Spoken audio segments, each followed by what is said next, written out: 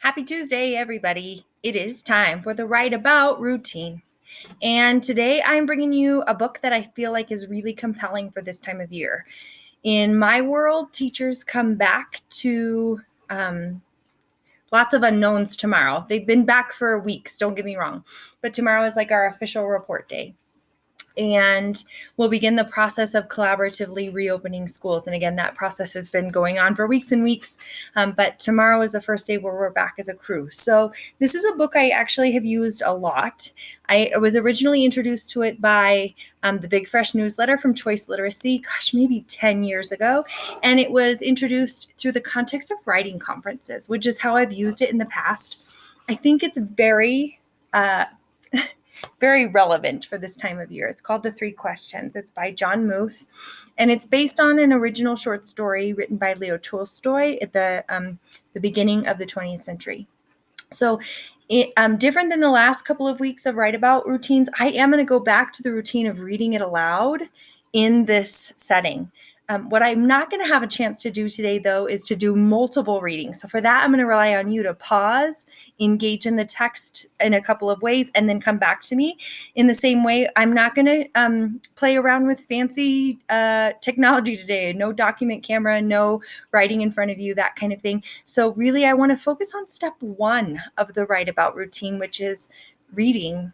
It's just reading the story, and we're going to focus on the first part of that, which is reading first for joy and gist. So our target today is I can write about a topic by using repeated readings and keywords from a text so that I can get curious about things I might want to learn more about.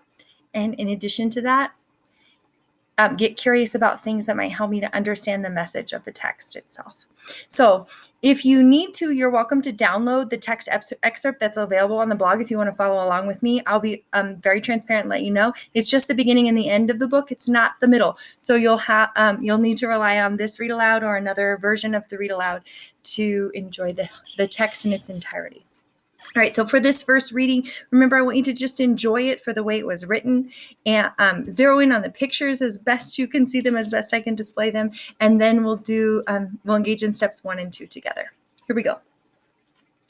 There was once a boy named Nikolai who sometimes felt uncertain about the right way to act. I want to be a good person, he told his friends, but I don't always know the best way to do that. Nikolai's friends understood, and they wanted to help. If only I could find the answers to my 3 questions, Nikolai continued, then I would always know what to do. When is the best time to do things? Who is the most important one? What is the right thing to do? Nikolai's friends considered his first question. Then Sonia the heron spoke. To know the best time to do things, one must plan in advance, she said. Gogol, the monkey, who had been rooting through some leaves to find something good to eat, said, You will know when to do things if you watch and pay close attention.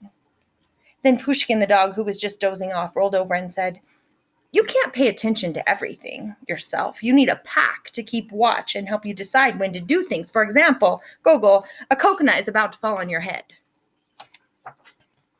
Nikolai thought for a moment. Then he asked his second question. Who is the most important one? Those who are closest to heaven, said Sonia, circling up into the sky. Those who know how to heal the sick, said Gogol, stroking his bruised noggin. Those who make the rules, growled Pushkin. Nikolai thought some more. Then he asked the third question. What is the right thing to do? Flying, said Sonia. Having fun all the time, laughed Gogol. Fighting, barked Pushkin right away. Then the boy thought for a long while. He loved his friends. He knew they were all trying their best to help him answer his questions, but their answers didn't seem quite right. Then an idea came to him. I know, he thought. I will ask Leo the turtle. He has lived a very long time. Surely he will know the answers I am looking for. Nikolai hiked high up into the mountains where the old turtle lived all alone. When Nikolai arrived, he found Leo digging a garden. The turtle was old and digging was hard for him. I have 3 questions and I came to ask your help, Nikolai said. When is the best time to do things? Who is the most important one? What is the right thing to do? Leo listened carefully, but he only smiled. Then he went on with his digging. You must be tired, Nikolai said at last. Let me help you. The turtle gave him his shovel and thanked him. And because it was easier for a young boy to dig than it was for an old turtle, Nikolai kept on digging until the rows were finished. But just as he finished, the wind blew wildly and rain burst from darkened clouds. As they moved toward the cottage for shelter, Nikolai suddenly heard a cry for help. Running down the path, he found a panda whose leg had been injured by a fallen tree. Carefully, Nikolai carried her into Leo's house and made a splint for her leg with a stick of bamboo. The storm raged on, banging at the doors and windows. The panda woke up. Where am I? She said. And where is my child? The boy ran out of the cottage and down the path. The roar of the storm was deafening. Pushing against the howling wind and drenching rain, he ran farther into the forest. There he found the panda's child, cold and shivering, on the ground. The little panda was wet and scared, but alive. Nikolai carried her inside and made her warm and dry. Then he laid her in her mother's arms. Leo smiled when he saw what the boy had done. The next morning, the sun was warm, birds sang, and all was well with the world. The panda's leg was healing nicely, and she thanked Nikolai for saving her and her baby from the storm. At that moment, Sonia, Gogol, and Pushkin arrived to make sure everyone was all right.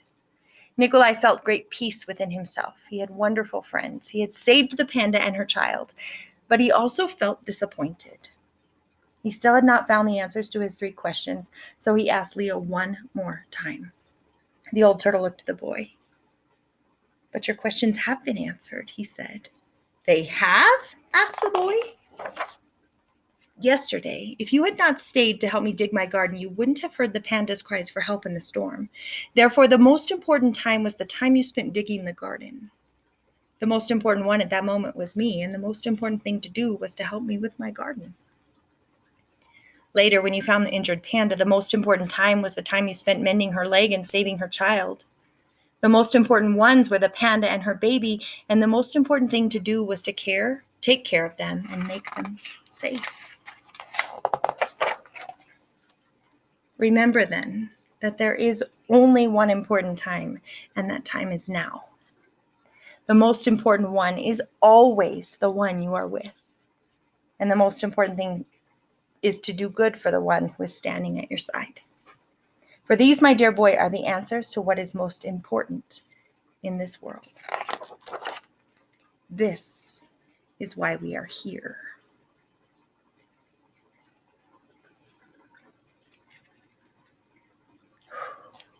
I always feel at the end of a read aloud, like speechless, right? Like I don't want to muddy the air, cloud the air with any thinking right off the bat. So if you need to, pause and let that wash over you.